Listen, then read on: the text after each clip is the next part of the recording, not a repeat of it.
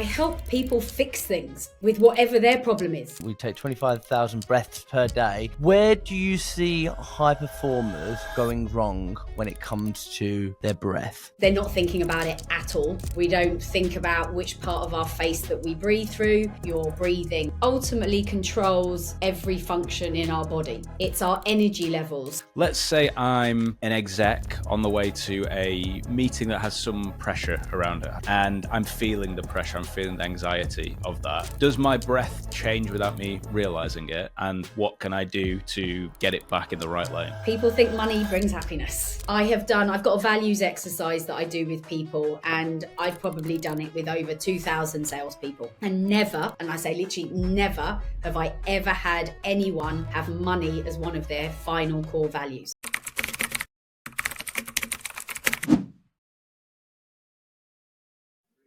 Michelle Flynn, thank you so much for being here. You are very welcome. I'm very excited. Me too. I'm very excited for this one. So we always start off our podcast the same way. Who are you and what problem do you solve? I am Michelle Flynn, a health and performance coach. And it's quite a hard question, isn't it, that one? What problem do I solve? I help people fix things with whatever their problem is. So it's more about their individual problems than me just solving one of them. So I fix stuff. Okay, well, let's go a layer deeper. And let's imagine we're one of your clients. And if they were a patient and you were a doctor, what symptoms do they need to have to make it worthwhile talking to you? They would likely be coming to me because they are stressed, they're not sleeping, they might be having panic attacks, they might be not thinking clearly, having no energy, and everything that is stopping them being able to perform in life, whether that is work or personal life, because those things are all interconnected now. So yes, they would be coming to me with those symptoms and just looking for some clarity on how to feel better. Beautiful answer. Michelle, it's great to have you here. I want to get right into it, right into the nitty gritty. We all breathe thousands, if not tens of thousands, maybe more. You might be able to give me the exact number. 25,000. 25,000. We take 25,000 breaths per day. Where do you see high performers going wrong when it comes to their breath? The first thing is they're not thinking about it at all. Certainly when I first started doing breathwork, no one really knew. I didn't know what it was. No one else knew what it was. I had my kind of moment of wow. And I think the first thing is people don't think about it, even though, as you sort of said, we're doing it a lot. We don't think about which part of our face that we breathe through, particularly when you're talking about salespeople who do a lot of talking. Most of the time, then they are breathing through their mouth, which is not the right part of the face to be breathing through. So it's the first thing when I'm coaching people. I need someone to breathe properly and I need them to sleep. And then we can build on how to become high performing. But that's like the absolute foundations, because of the way that your nervous system is managed, and your breathing is directly linked to that, and your heart rate, which then is linked to adrenaline, and the cycle goes on. So it is literally the core. Otherwise, it's like trying to build a house and trying to put the roof on it, and you haven't actually built the foundations of the house yet. So this might be a bit of a stupid question, but I'm trying to say it without sounding like an idiot. But might not be. I've had all the questions, so do not worry. I've done breath work. I've dabbled with it, and I've got my own kind of personal take on it, and some of the highs and lows from it.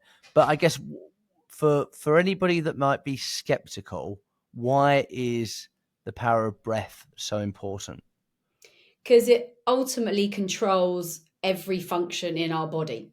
It's our energy levels. So if you're not breathing properly, you're not oxygenating, you're not getting oxygen to every part of your body, to your muscles, which is where your little energy batteries get all charged up. So you won't have the right energy. Through to the fact that there is more tooth decay caused by mouth breathing than by sweets. So it's kind of everything, but it is the fundamental sort of biochemical behaviors and sort of the biology of the body, which we've got this large muscle across the middle, the diaphragm. No one thinks about training that. They just think about like repping in the gym and building up the biceps. So, but yeah, your breathing controls your heart rate, and your heart rate controls sort of how quickly the blood pumps around your body, and how you're feeling. So it's pure science. And for me, when I trained as an Oxygen Advantage breathwork instructor, I chose that modality because it is all science. So whenever anyone looks at me a little bit uncertain, I'm like, let me get the diagrams out.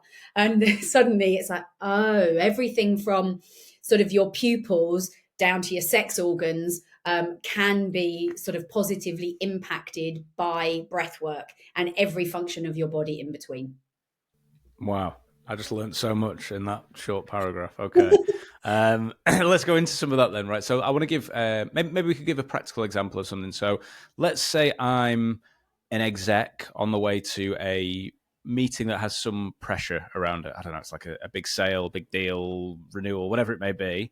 And I'm feeling the pressure, I'm feeling the anxiety of that.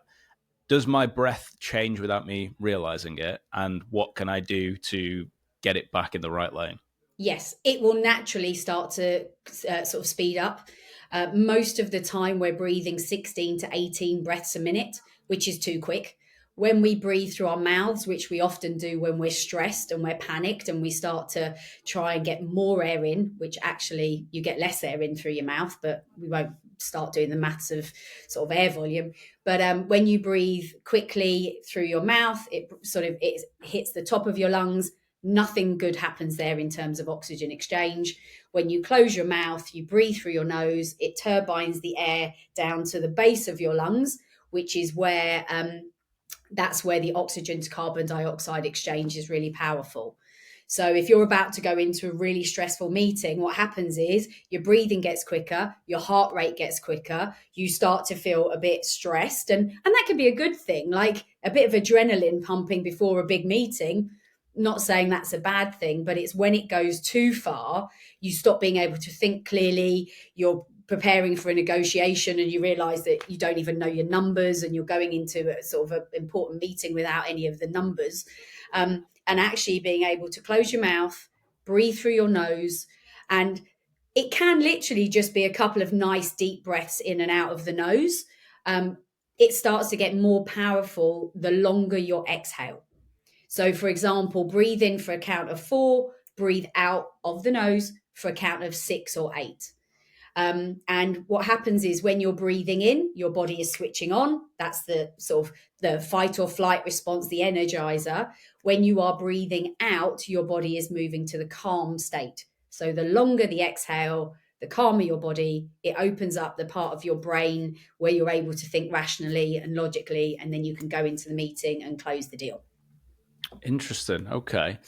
And then is there the opposite? So let's say if I actually feel too relaxed going into something, and I actually need to feel a bit more alert and awake. Is there an opposite style of breathing that would be better suited for that?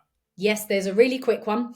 It looks a little bit suspicious, so you might want to be a bit careful where you do it. Okay. But basically, each nostril does something different. So if you want to feel energized, you shut your left nostril, couple of breaths through your right nostril. That's the energizer. If you want to feel calm, shut the other nostril, and that's the calm nostril. So you could literally, you're feeling too calm, you need to get a bit energized, a bit psyched up, right, quick, shut that. Breaths, that's what we're doing, a couple of that. And there are more. You can do breath of fire, where you start to breathe, like I'll put sort of a really fast track on and you're breathing in time to the music. It gets a bit snotty, but you're then really forcing your breath to be quicker, which starts to raise the heart rate, which gets the adrenaline pumping. So you can absolutely use it to calm your nerves. So you see it in sports. Novak Djokovic talks about it. LeBron James does it. Or you can use the opposite, which is, do you know what? We need some energy here. Your sales floor's all a little bit like flat. Monday morning, people have had a heavy weekend. Right, come on, let's get the breathing happening really quickly. And it is literally, and this was what happened the other day with a new company that I did a session with.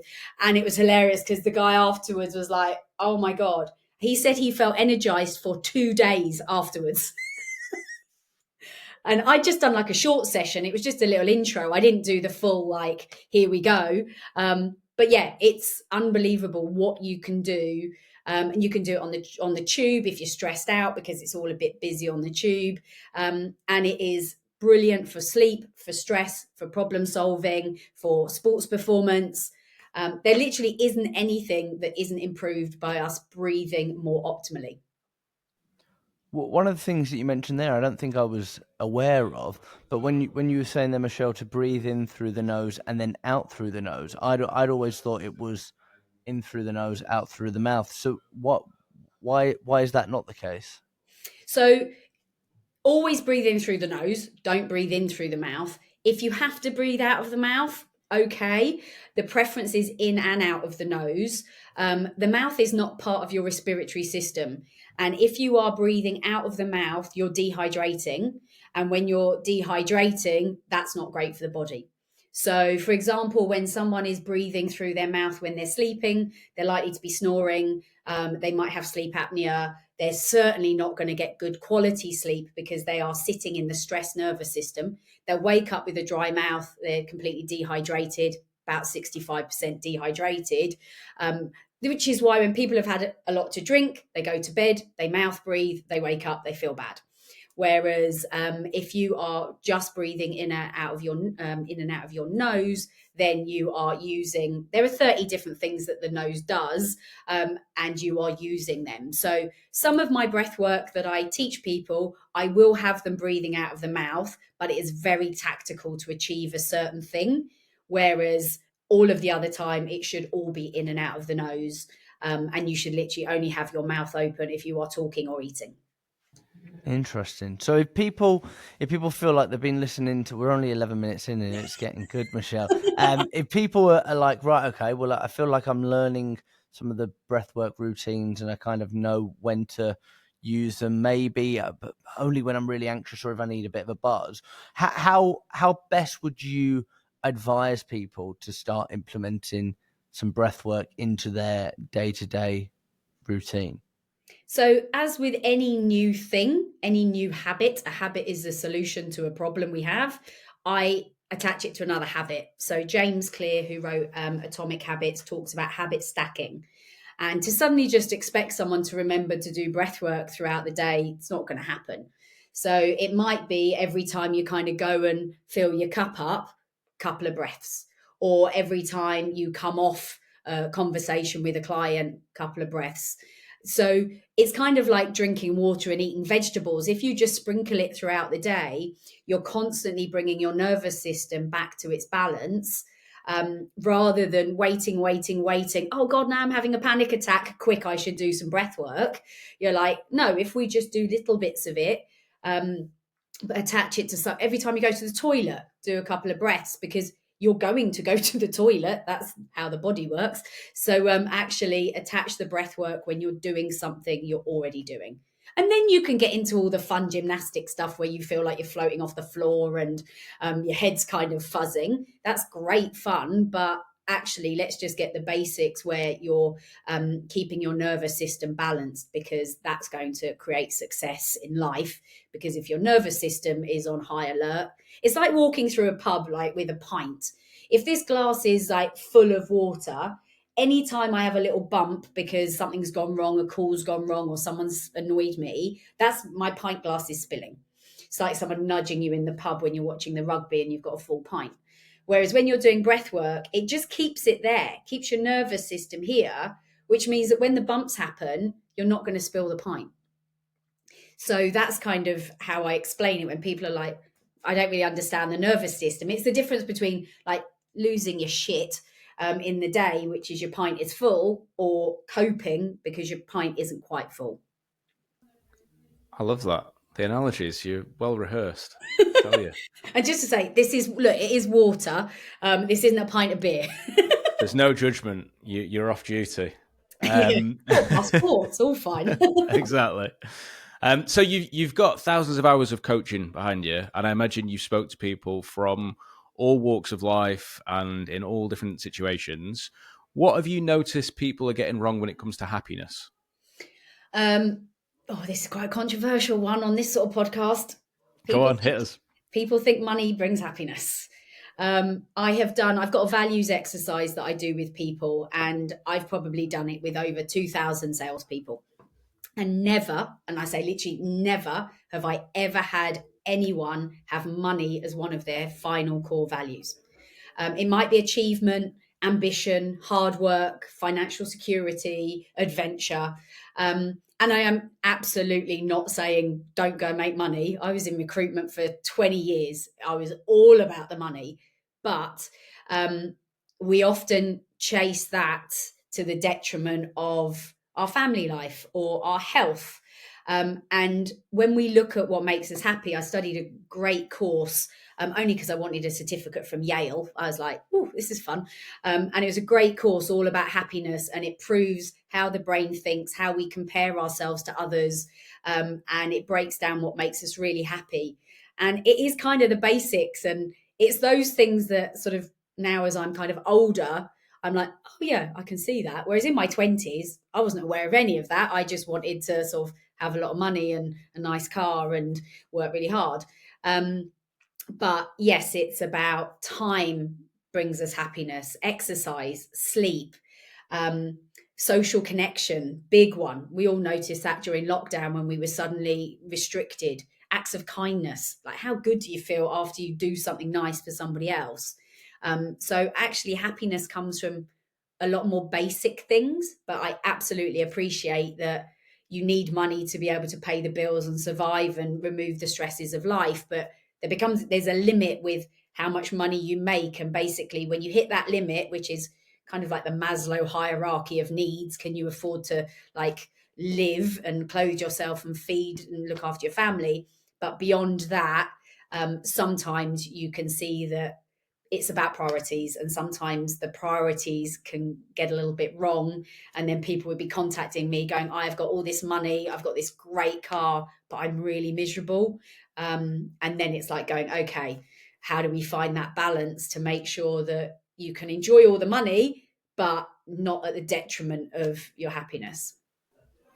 Do you think that's because people are using money as a substitute for something else? I want the acceptance, I want the validation, or do you think it's something that we're actually getting wrong about the whole concept? Which one do you think it is? I think a lot of that is that, particularly with social media, where it's sort of we're comparing our normal to someone else's 100 times filtered photo.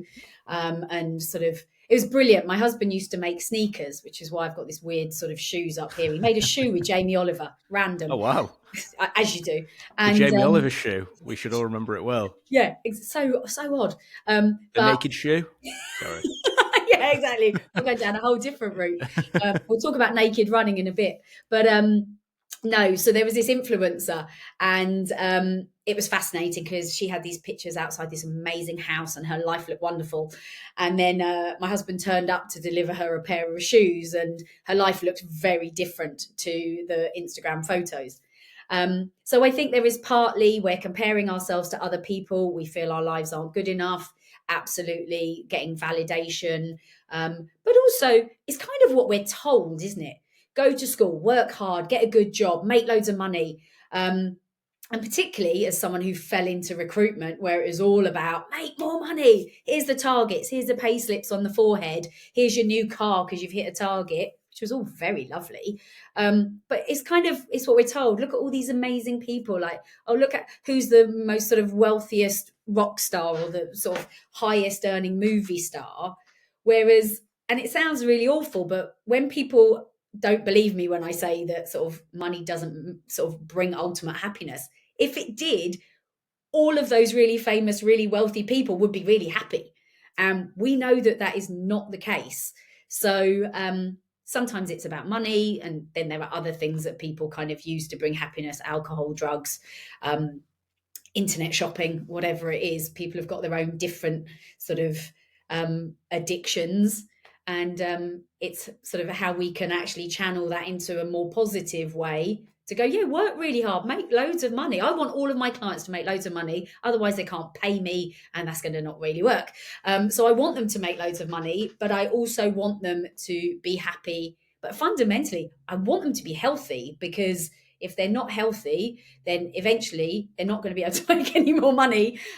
So we have to sort of find the balance, which I guess, going back to your first question around what problem I solve, I help people find that balance so that it's not all about money or all about one other thing. It's about connecting the dots between all of them.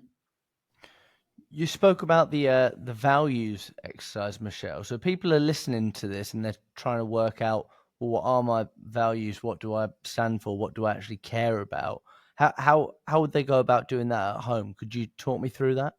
Yeah. So what I basically do is, and you can find these on Google, or if someone messages me, I'm happy to send you the exercise. If you go onto Google, it will give you an A4 document with about 100 words on. Words like integrity, trust, family, love, fun, loyalty, lots and lots of different words. And the way that I do it is I get people to highlight 20. So the 20 that just feel right. And that's generally quite easy because you're like, oh, this is fun. And then I get them to go from 20 down to 10. They find that really difficult because now you're like, oh, now I have to make choice. So then we get to 10, which they feel they resonate more with, or they feel stronger, more strongly aligned to. And then I get them to go from 10 to 6. And at 6, they're normally all like, yep, that's my core values. And then I'm like, right, let's go to 3. And it's that where you start to see if you've got a situation that you have found really difficult, or a relationship you found really difficult, you start to see it's because the values weren't aligned. So if you've got a boss and your values are not aligned because your value is integrity, but your boss, he doesn't care about that. Or if you're a boss and you care about hard work and someone in your team isn't working very hard, that's going to annoy you more than it might annoy other people. And when I do that exercise with teams, it's brilliant because teams can start to see, oh, actually, that's what motivates that person. And we're all different. Everyone will always end up with different final threes. And when you start to become aligned to your values, then that's where the power really starts, because you start to feel the inner sense of, sounds fluffy, doesn't it? But inner peace. But it's like, if I'm not living aligned to my values, I had some issues with some friends. I thought they'd all changed. I'd actually changed, and now our values were not aligned. So I was like, okay, well, those friendships need to be different, because every time I'm with them, I'm just like anxious and annoyed. And you get that. It's like when you're joining a business, we all see the values on the wall, but what's really the values of the founder? Because if, for me, health is obviously very important. So I would never go and join a business where the founder didn't fundamentally value health, because they're going to want me sort of not exercising first thing in the morning and being at my desk at 7 a.m, which for someone else who doesn't care about health, or they exercise in the evening, that's fine. So I think it's really important. And LinkedIn, obviously, lots of people are posting, not necessarily always true, but you can get to know the leaders of the businesses and kind of go, do I resonate with them? And like Stephen Bartlett recently is a great example. He was really, really popular, not so popular at the moment, because suddenly people were feeling like, oh, it felt very aligned. He felt very genuine. And then suddenly it's all about just publicizing kind of whatever products that he is investing in. And for some people, oh, great, I'm really interested in that. Whereas for someone else, not so much. So, I just think it's a really simple exercise. As I said, if anyone messages me, I will send it to you, or you literally go onto Google and just ask for words for a values exercise, and it will bring you up a sheet with loads and loads of words, and you just cut it down. Whereas if I said, just give me 3, you'd pick 3. Whereas by doing it this way, you will probably end up with a different 3. Me and Zach are at a first birthday together on Sunday, so I've worked out what we're going to be in the kitchen doing, Michelle. for the whole party, they'll come and they'll find us squabbling over our values. As long as they don't find you standing there breathing through your mind. Yeah, exactly. Not at a first birthday. I hope that people are watching the video version of this. So I want to get into happiness. So and I when I say things, I'm not sure how fact-checked this is, so you might be able to correct me straight away. But I've heard that we kind of have a default base level of our happiness, and that can be down to a lot of it's genetics, external factors, etc., etc.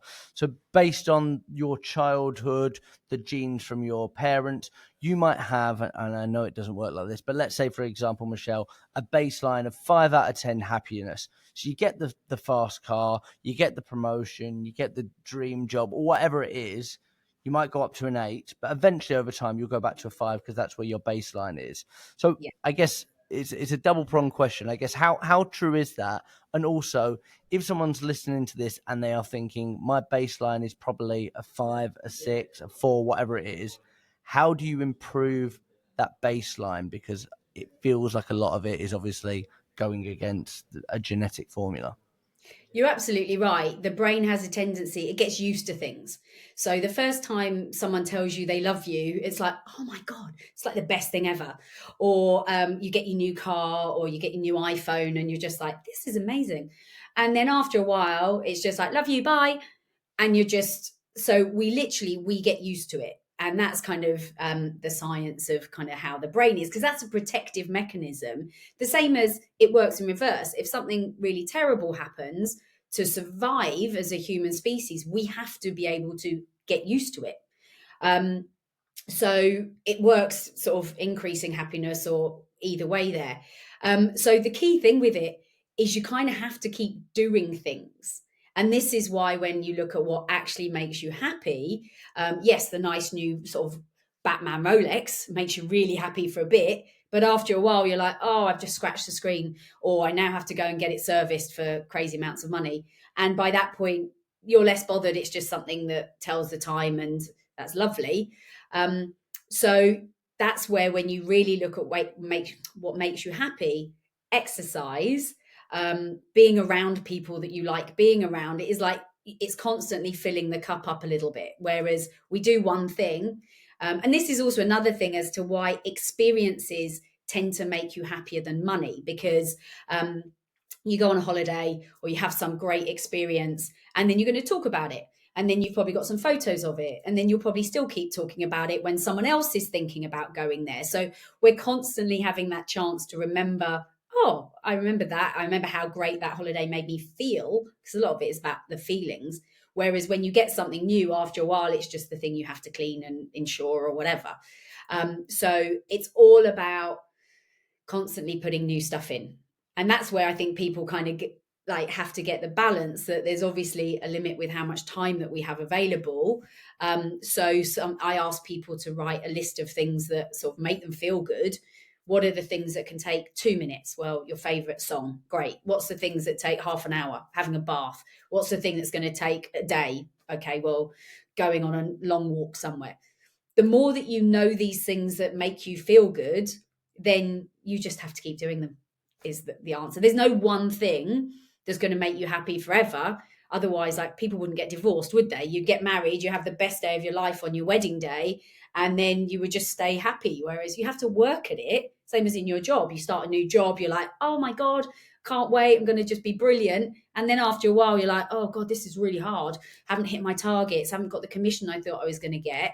So you have to keep working at it. And obviously within work, we progress, we get promoted, we earn more money, we change to different company to make more money, or in a relationship, you potentially leave to go to a different relationship. But actually, if you kept working at that relationship, assuming it was the right person, then you can keep working on that happiness level. Amazing. So one thing that came to mind then when you were talking about the different things people could do is, I think Instagram and social media is a funny thing where comparison feels more like the thief of joy than ever. And certainly if you've got kids and a busy life, adding yet another wellness practice, or not quite getting to meditate or do your breath work or your ice bath or exercise, we can be quite cruel to ourselves about not kind of hitting all those markers. So what do you say to someone who's feeling a bit overwhelmed by it? Feels like there's so many different things that I could do that actually I'm doing nothing and feeling really terrible about it. Yeah, pick one of them. Don't try and do them all. I've got a life audit tool. It's on my website. And you go in and you audit 20 parts of your life, and it gives you a little spider diagram. And you can often see that if you made one change, it would positively impact multiple parts of your life. So if you joined a local gym, you might make new friends. You're now exercising, which probably makes you feel better physically and mentally, which probably means you're doing better at work, which then means you're making more money, which then means that you feel more joy, etc. And all you've done is join the local gym. So I will always say to people, like, don't come and tell me you're going to change 10 things, because you're not. And don't tell me you're going to go to the gym 7 days a week, because you're not. Let's look at what is actually realistic with the life that you've got, and let's see how we can really embed that. And when that just becomes habit, great, then we can add another one. But we also all have a tendency of going, I haven't got time. And I did some maths in a coaching session with someone the other day, and he said the one thing he needed to do at work to be better was his admin. Many people in sales are not great doing the admin. And I said, okay, how long does it take to do the admin after a call? He said, 2 minutes. I said, okay. If you wait and you do that in the evening, how long does that take? And he said, probably 5, because I've got to remember and I've got to go on the system and find everything. Great. How many of those would you need to do in a day? He said 10. I said, okay. So that's 30 minutes you're wasting by not doing the admin at the time and waiting till the evening. And he looked at me like, what's 30 minutes? And then I did the maths over the year. I said, that's 3 working weeks.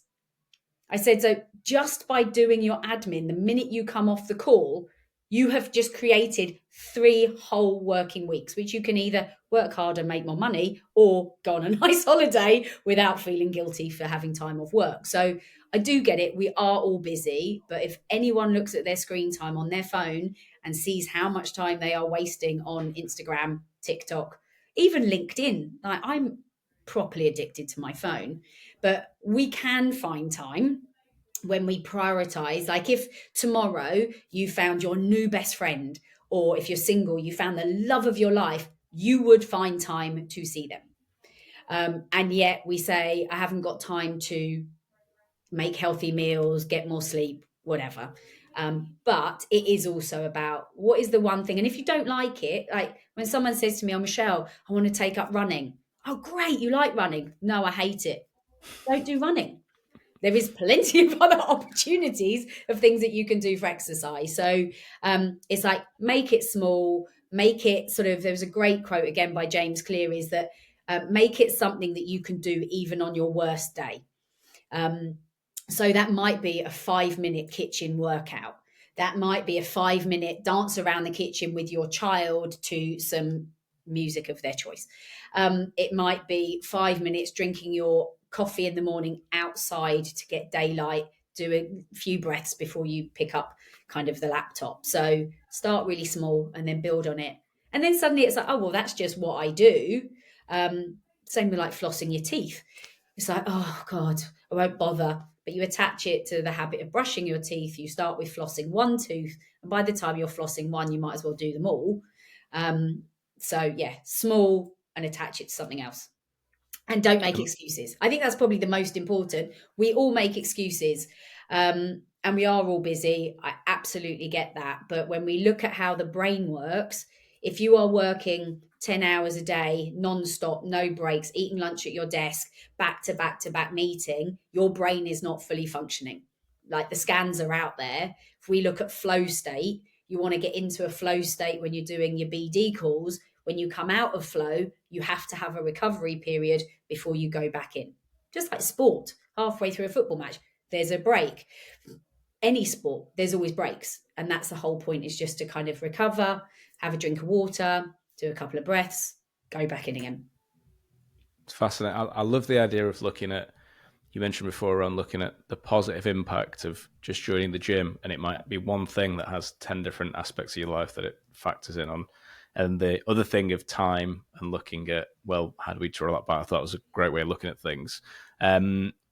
Okay, so the path that you've been on is probably not the one that we would expect, right? So recruitment to then wellness, it's not the most common thing that we hear on the podcast. No. So what's the link? How did you end up where you've ended up? Just by pure chance. It wasn't planned. I have my own recruitment business. All my clients are on exclusive.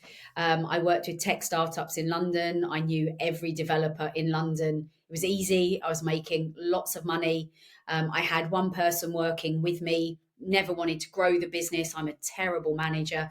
I was a manager in my 20s when I worked at Computer Futures, part of the S3 group, and was just rubbish at it. So demoted myself back to individual contributor.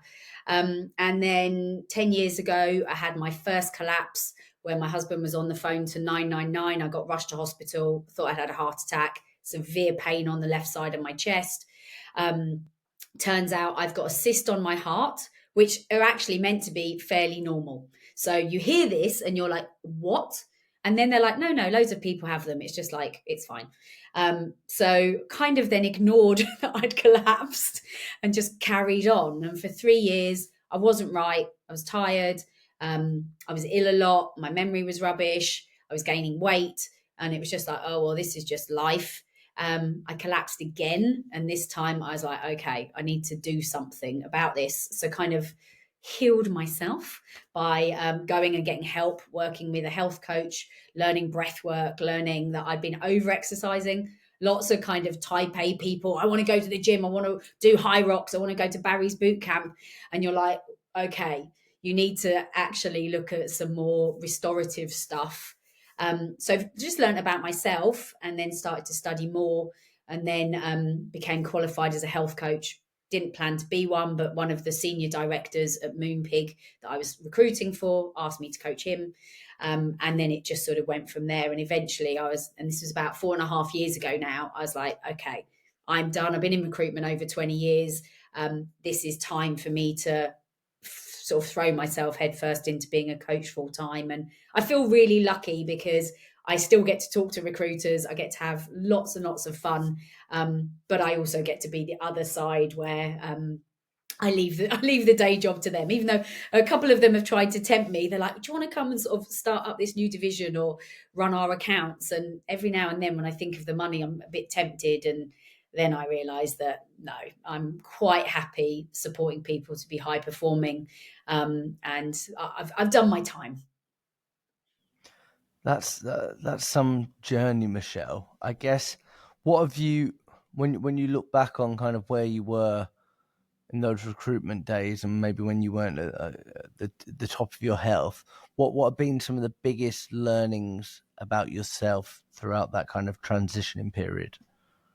I think actually even sort of taking time to pause. I didn't really do a lot of thinking. And here's a question I often ask clients, and it'd be interesting to see for you two, is how you hear your thoughts. Because do you have a voice? Yeah, I think so. I think he's an annoying Cockney guy. Okay. So I don't have a voice. And about 25% of the world don't. So about 50% have got a voice, 25% visualize, and 25% feel it. So I just kind of gone through life feeling things. Oh, I feel like I should set up a recruitment business. I'm sure it'll be successful. No business plan. Off I went. So I think I'd just been on this. I graduated. I fell into recruitment. I was good at it. I was making loads of money. I went in-house. I made more money. I set up my own business. I made more money. And it was just like, oh, I'm going. I'm having loads of fun. I've got living in London, loads of friends. And then your body goes bang. And I think it was learning to stop. And I took 2 weeks out. I went to Thailand on my own. I left my husband at home and I went to a retreat in Thailand. And for 2 weeks, I just thought about me, didn't have to think about anyone else. And it was so eye-opening. And yes, I learned things about sort of eat more vegetables, get more sleep.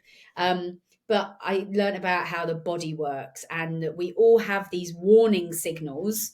Like your car has got its warning signals when you're about to run out of petrol or your tires need pumping. We all have them and we ignore them. So it might be IBS, it might be panic attacks, it might be not sleeping, irritability, whatever. And we just ignore that that's our body kind of going, hello, something's not okay here. So I think the biggest thing I learned was just to start to pay more attention to my body. And I think what happens is the minute we get a moment where we're kind of like bored, we pick the phone up. So you're not sitting on the tube just like mind wandering or standing in a queue for a coffee. You're just on the phone. So you never pause. And most of my coaching sessions are people just verbalizing what's going on in their head for them to then realize what the answer is. But they're not taking the time. And that's why I like things like the life audit or the values exercise, because it's just about reflecting. How do you feel? Why do you feel that way? How could you feel a bit better? And it's kind of like in men's circles, they often do pies, which is physical, intellectual, emotional, and spiritual. How do you feel across those areas? And that's where then you go, oh, if I join the gym, all these other things would be better. Or, oh, if I had a bit of routine, then I would have time to get my job done, go to the gym, sort of spend time with the family. So yeah, you've got to reflect. Otherwise you can't make any changes. Nice, I love that. And then what have you learnt when you connect gut health to well-being? Oh my goodness, it all starts there as well. So the body is mad, isn't it? Considering, so my husband has just had 18 inches of his colon removed. So I am very much working with him on the gut space at the moment. And the gut is where most of your immune system lives. It is where your serotonin is created. Your gut and your brain are linked through your vagus nerve, and they are talking all of the time, which is why we talk about gut feeling. But most of the messages are going upwards. So it's coming from your gut and going up, which is why we really should listen when our gut is telling us something. But then if we put loads of junk into our gut, which lots of processed food, saturated fats, kind of not great proteins, lots of sugars, our gut becomes really unhappy. And the best way to know is, what does it look like when you go into the bathroom? And it is like, so far, no one's ever sent me a picture, but I'm like, we know when it's like good, when it's clean and quick, as opposed to sort of when it's, you're not proud of it.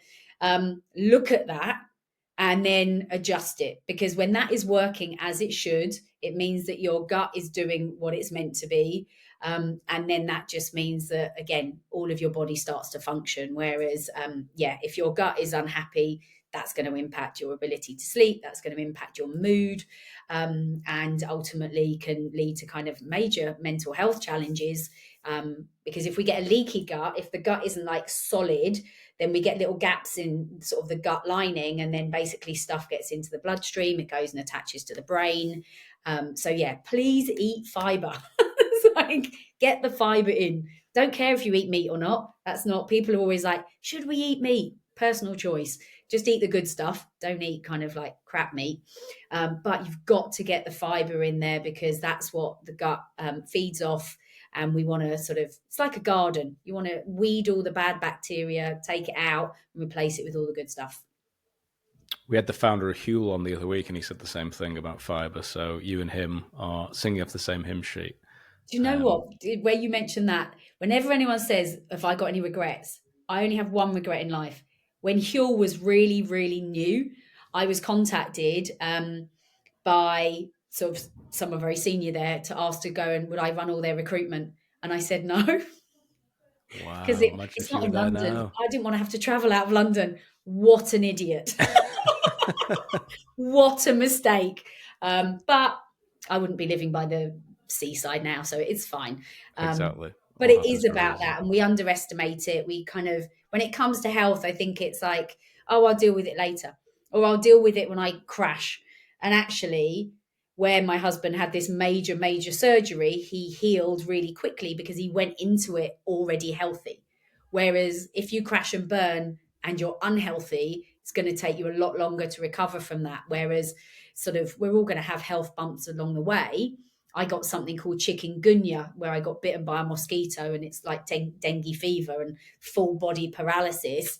And they were telling me it would take me 12 months to sort of okay and 4 years to normal. And I was just like, no way. So I already was sort of healthy, and then really focused on it. And 3 months later, I was doing yoga again.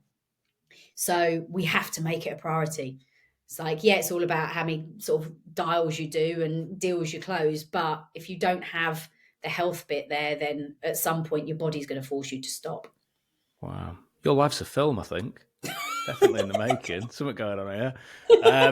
I wondered if you would be uncomfortable doing a bit of breath work with me and Jack before we close out. Is there anything we can do quickly to give people a little flavour at home? Yeah, let me think which one. Okay. I'm going to teach you the one that's sort of my favourite. And have you heard of box breathing? Mm. Okay, so let me find, I also name it beer mat. Well, my husband names it beer mat breathing. I can't find it. Oh, here we go. There we go. We've got a beer mat. You can use a Post-it note.